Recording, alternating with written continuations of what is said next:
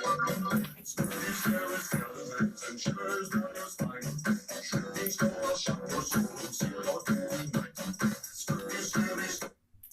everybody, welcome back to DJTV. I'm Diamond Jade. In case you haven't noticed, you've noticed, but I have changed my intro song to be something a little more spoopy for Halloween. So, in case you were wondering, this is the Spooky Scary Skeletons remix by The Living Tombstone. So, yeah, I didn't write out a thingy for it. I didn't think ahead, because I'm an idiot. Alright, first thing on our agenda is our pixel piece for this week. Excuse me. We've got Sailor Moon from Sailor Moon, obviously. Now, this was easy to make. This is a standard size pixel piece. The pigtails stop just at her feet, because that's the only way you could do it and get all the detail in. It's very cute. I like it. And yeah, eventually I'm going to make the rest of the sailors and all such things. So, yeah. That's our pixel piece. So today we are going to be reviewing Season 5, Episode 6 of Arrow. But before that, I was on TV. I was on TV during the premiere of Supergirl. Well, not me specifically. The Pack Rat Comics commercial. It was during the premiere of Supergirl, the premiere of Flash, and the premiere of Arrow. And it was also running through several times throughout the week as well. It's super cool. I am glad to have had that opportunity. And, yeah, that was awesome being able to see, the commercial I was in, the commercial I did filming for, on a show I watch. Well, not on a show, playing during a show. That was really cool to see. So anyways. So this episode, it starts out with Oliver and John. They are tracking Prometheus. But the rest of Team Arrow, aside from Felicity, obviously, does not know that they are tracking Prometheus. They do not even know that Prometheus exists at this point. When Felicity tries to tell Oliver, hey, maybe you should clue them in, let them know what's going on, he is reluctant to, because, he's untrusting. And, Renee kind of revealed his secret identity in the last episode. So, yeah, he does not tell them. On a side note, Thea has to put together this big music festival type thing. And in addition to that, she's dealing with Quentin and his questionable sobriety. So, yeah, that's lots of fun.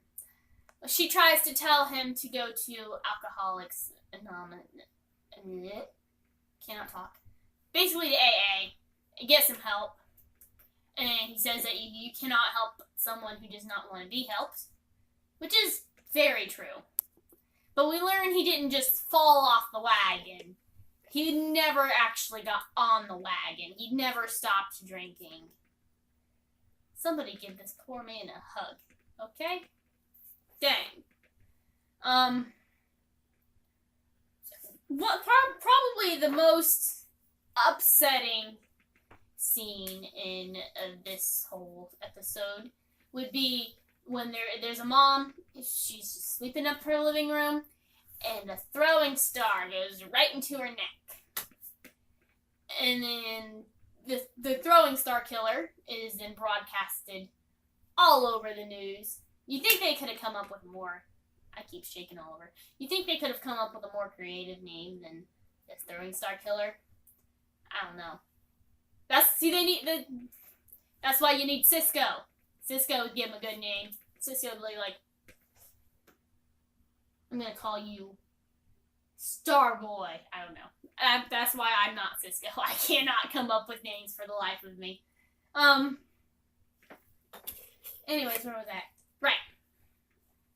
So, then the rest of the team is upset that Oliver did not tell them about the Prometheus, aka the Throwing Star Killer. And they learn, then while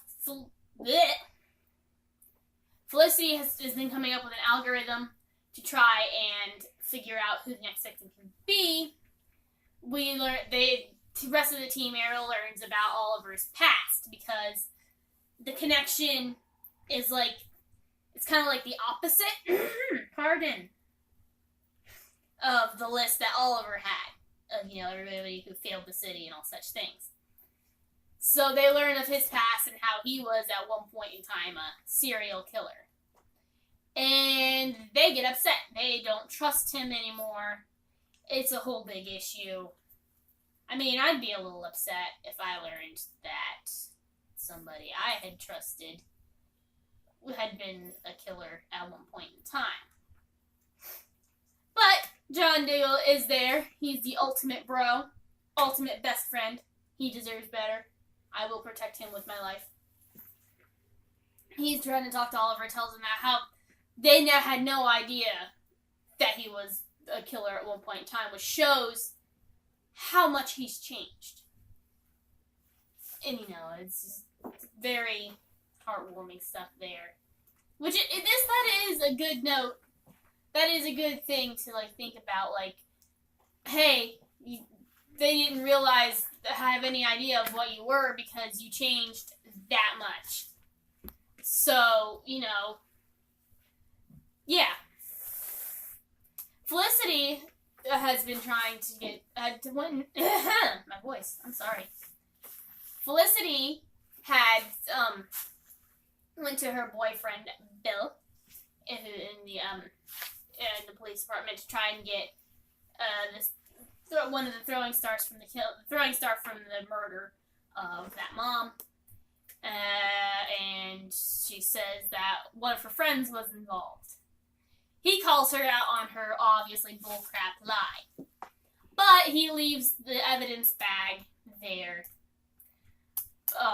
He leaves it there and she takes it, obviously.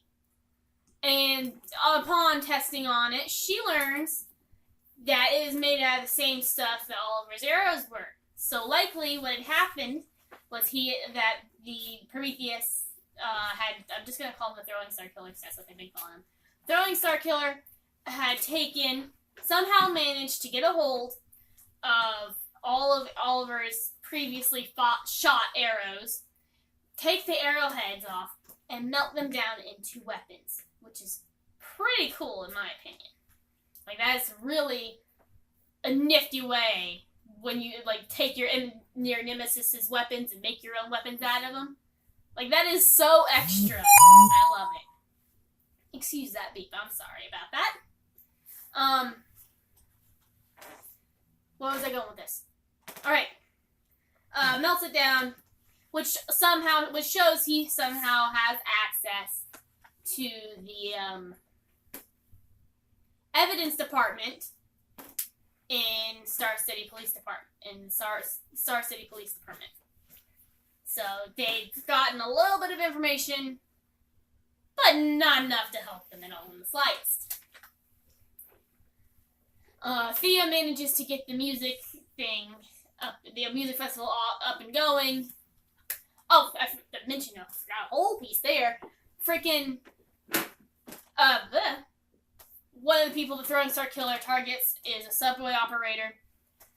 And when Artemis goes after him, Felicity starts trying to talk to her through the comm and try to get her to talk about her feelings about learning of Oliver's past, and which is kind of not the right time there, which apparently Artemis agreed because she turned it off.